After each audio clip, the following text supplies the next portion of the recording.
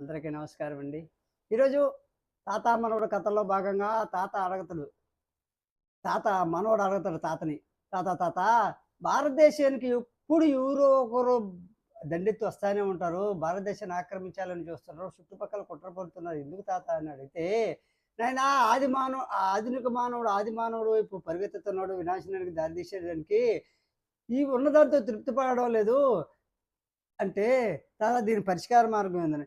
ఏమి లేదు నాయనా, ప్రతి ప్రాంతంలో ఏం చేస్తున్నారంటే, భారతదేశంలో ఉన్న ప్రతి భారతీయుడు దేశభక్తులే. కానీ వాళ్ళ పేదరికానికి, వాళ్ళకొచ్చిన కష్టాల పరిష్కారం లేక, ఇతర మతాలతో చేతులు కలిపి, వాళ్ళతో ముందుగా పేదరికాన్ని తొలగించుకున్న తర్వాత, అతను వాళ్ళకి బందీ అయిపోయేసి దేశ ద్రోహులుగా మారిపోతున్నారు. అందులో భాగంగానే ఇతర దేశాలతో చేతులు కలిపి పేదరికం నుండి బయటపడిన తర్వాత, వాళ్ళ కుటుంబాన్ని సేఫ్ జోన్‌లో పెట్టి, వాళ్ళు ఎక్కడి నుంచైతే నిధులు తీసుకుంటున్నారో, వాళ్ళేం చేస్తున్నారంటే ఏ రాష్ట్రంలోనైనా, ఏ ప్రాంతంలోనైనా పట్టణాలను కేంద్రంగా చేసుకొని, ఆ వీధుల పేర్లు మార్చడానికి ప్రయత్నం చేస్తున్నారు.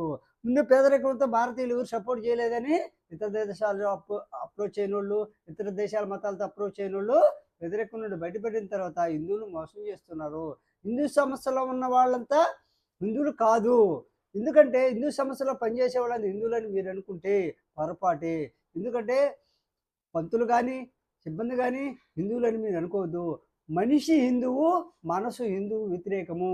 కావాలంటే వాళ్ళు చేస్తున్న కుట్రలు, కుతంత్రాలు, నిధుల కోసంగా తోటి సిబ్బందిని ఏ విధంగా హింసపెడతారో, ఏ విధంగా మానసికంగా హింసపెడతారో, 15 రకాల వాళ్ళు తనకిష్టం లేకపోతే 15 రకాల పనులు చెప్పి ఏ విధంగా మానసికంగా హింసపెడతారో ప్రతి హిందూ సమస్యలో చూడండి.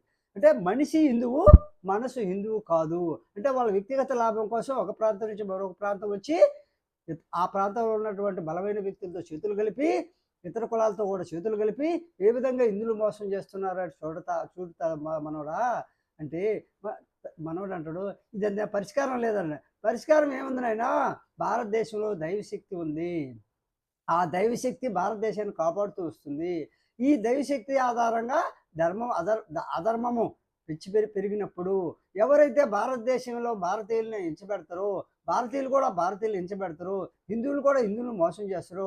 ఆ కుటుంబాలు కనుమరుగైపోతున్నాయి. ఆ వంశాలు నాశనమైపోతున్నాయి. ఆ దేశాలు నాశనమైపోతున్నాయి. ఆ దేశాలకు చెడ్డ పేరొస్తుంది. ఇది భారతదేశం యొక్క గొప్పదనం నాయనా అని చెప్పేసి తాత మనవడు చెప్తాడు. అవును, ఇంత దైవశక్తి ఉందా నాయనా? భారతదేశంలో దైవశక్తి అనేది కూడా ఉండడం వల్లే మానవుడైనటువంటి రాముడు విజయం సాధించాడు.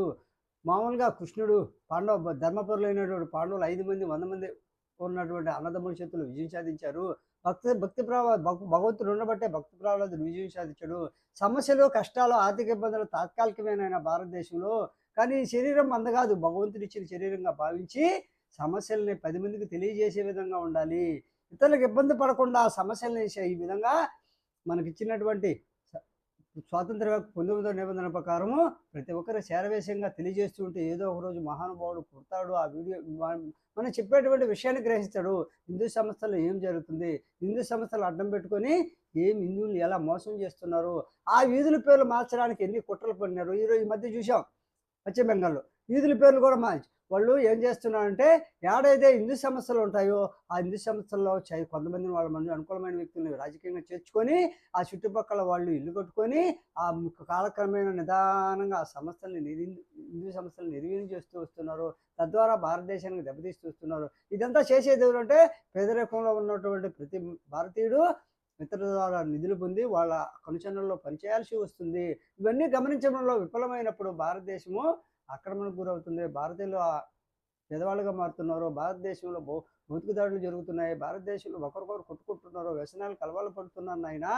ఇవన్నీ గుర్తించడంలో విఫలమైనప్పుడు మనకు జరిగిపోతుంది, మన గవర్నమెంట్ ఉంది, మనకి ఇబ్బంది లేదు, డోకా లేదు అని అనుకుంటున్నారే కానీ సాప కింద నీరులాగా హిందూ సంస్థలను కేంద్రంగా చేసుకుని ఇతర మతాలతో పేదరికం ఆధారంగా ఇతర మతాలతో చేతులు కలిపి నిధులు తెచ్చుకొని పేదరికం నుండి బయటపడి తర్వాత వాళ్ళకి అనుచరణలో భారతదేశ వ్యతిరేకంగా ఏ విధంగా పనిచేస్తున్నారంటే నిధుల పేర్లు మార్పిస్తున్నారు. తర్వాత మనసు ఇతర మతాల వైపు, మనిషి భారతదేశం వైపు, హిందూ వైపు ఉంటుంది. ఇలాంటివి గుర్తించడం విఫలమైనప్పుడు ప్రతి హిందూ సంస్థను కేంద్రంగా తీసుకుంటే మనిషి హిందువుగా ఉంటాడు, మనసు హిందువుగా లేడు అనేటువంటిది అక్కడ జరిగేటువంటి హిందూ సంస్థలు జరిగే నియామకాలు, పదోన్నతుల కార్యక్రమం ఈ విధంగా ఒక ప్రాంతం నుంచి ఒక ప్రాంతం వాళ్ళు ప్రాంతాల మధ్య ఊరిచుట్టు ఏ విధంగా మోసం చేసుకుంటున్నారు. ఒకరు పేదరికం నుండి కొంతమంది హిందువులు పేదరికంతో పేదవాళ్ళుగా మారుస్తున్నారు కానీ చూస్తే మీకే అర్థమవుతుంది నాయన అనేది తాత మనవడు చెప్తే, దీనికి పరిష్కార మార్గం ఏం లేదు నాయన. వీధుల పేర్లు మారిస్తే కోర్టుకు పోతే ఏమి చెల్లిందా? అవి ఒక సామాన్యుడికి అన్యాయం జరిగితే కోర్టుల చుట్టూ తిరిగినా, ఎవరు చేసినా, ధర్నాలు చేసినా, దీక్షలు చేసినా సమస్య పరిష్కారం కాదు నాయన. ఇది మామూలు దేశ లెవెల్లో పెత్తనం చేసేవాళ్ళే ఆలోచించాలి. ఒరే ఇన్ని వీడియోలు చేస్తున్నారు, ఎంత అన్యాయాలు జరుగుతున్నాయి, ఏ విధంగా రైతులను మోసం చేస్తున్నారు. హిందూ సంస్థల్లో ఉండే పంతులు కూడా హిందువులు మనుషులు హిందువులే కానీ మనసు హిందూ మతం మీద ఒక్క రోజు కూడా ధ్యాస లేనప్పుడు, అటువంటి వాళ్ళు గుర్తించడంలో విఫలమైనప్పుడు, నిధుల కోసంగా ఆశపడి, నిధుల కోసం కకృతిపడి, నిధుల కోసంగా ఆశపడే విధంగా మామూలుగా హిందూ మతం మీద మనసు లేని వ్యక్తుల్ని హిందువులుగా ఉపయోగించుకొని హిందువులకి పెద్దపీట వేస్తూ హిందువులు చేసే మోసాన్ని సమర్థిస్తున్నప్పుడు ఏ విధంగా కేసులు వేసిన వాళ్ళకి ఏ విధంగా స్టేట్మెంట్ లేకుండా రిపోర్టులు తయారు చేశారు, హక్కుల భంగాలు జరిగినప్పుడు ఏ విధంగా వాళ్ళకి హిందువులు మోసం చేసే వాళ్ళకి సపోర్ట్ చేశారు, ఇవన్నీ తెలిస్తే రోజు రోజుకి హిందువులు మనుషులు హిందువులే కానీ మనసు హిందువులకు వ్యతిరేకంగా మారుతూ ఉంది. దానికి ధనం కోసమో లేకపోతే ఇంకోటి తాత్కాలిక సుఖం కోసం, లేకపోతే లగ్జరీ జీవితం కోసం, సత్వవ్యసనాలు తొలతూగడానికో ఇవన్నీ ఏదో జరుగుతూ ఉన్నాయి. ఇవన్నీ ఎలా జరుగుతున్నాయంటే ఒక్కొక్క చిన్న స్థాయి నుంచి విచారణ చేసుకోవాలి. హిందూ సంస్థల్లో ఏం జరుగుతుంది? ఆర్థిక బలము, రాజకీయ బలము, అధికార బలం ఉన్న వాళ్ళు వాళ్ళ సొంత మనుషులను ఉపయోగించి అధికార పక్షం కానీ ప్రతిపక్షం కానీ పక్క ప్రాంతం కానీ తన తగ్గ కాని వారిని, తన బంధువు కాని వారిని ఏ విధంగా హింసిస్తున్నారు, ఏ విధంగా ఆర్థిక దోపిడీ చేస్తున్నారు, ఏ విధంగా అనవదొక్కి బానిసలుగా సేవ చేసుకుంటున్నారు, ప్రతిదీ ఆలోచించాలి. ఈదుల పేర్లు మార్చమని ఎక్కడ జరిగింది?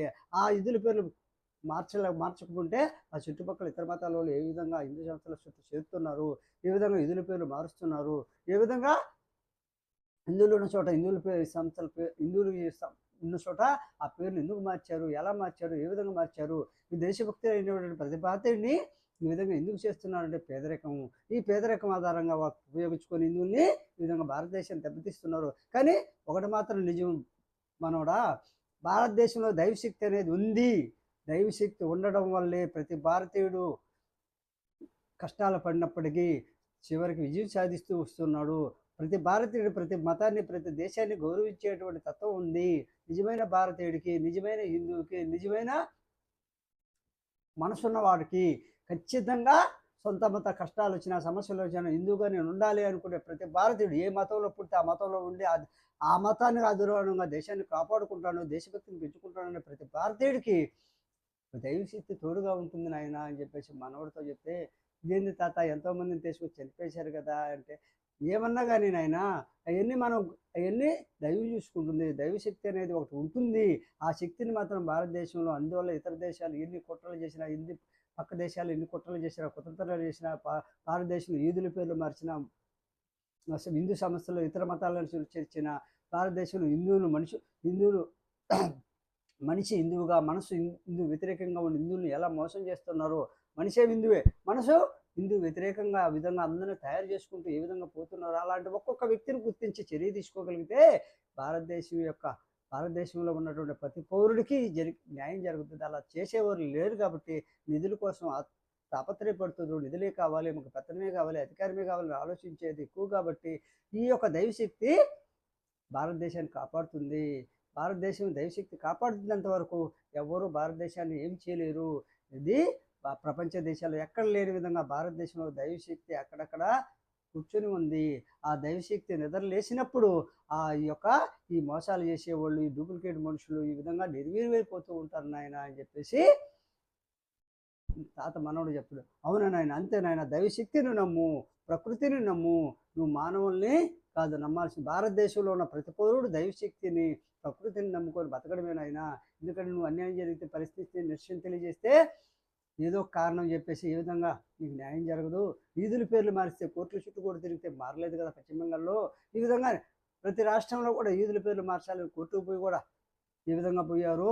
ఆ కోర్టుకు పోయినా న్యాయం జరగలేదు, వీధుల పేర్లు మార్చాలని చెప్పిపోయినప్పుడు కుదరినప్పుడు ఆ చుట్టుపక్కల స్థలాలని కుదిలేసి హిందూ సంస్థల చుట్టుపక్కల స్థలాలను కుదిలేసి ఏ విధంగా ఆక్రమించుకోవాలని కుట్రపడుతున్నారో, ఆ సంస్థల్లో ఉన్న వాళ్ళు హిందువులని మోసం చేసే విధంగా కొంతమందిని ఎలా తయారు చేశారో, హిందూ సంస్థలను కానీ కేంద్రంగా చేసుకొని కానీ విచారిస్తే హిందువులు మనుషులుగా హిందువులుగా ఉంటున్నారు, మనసంతా హిందూ వ్యతిరేకంగా ఉంటుంది నాయన అని చెప్పేసి తెలుస్తుందని చెప్పేసి మనవడు మనోడికి తాత చెప్తాడు. ఈ వీడియో కూడా మీకు నచ్చితే లైక్ చేయండి, షేర్ చేయండి, నిజమా అబద్ధం కాదో కామెంట్ చేయండి.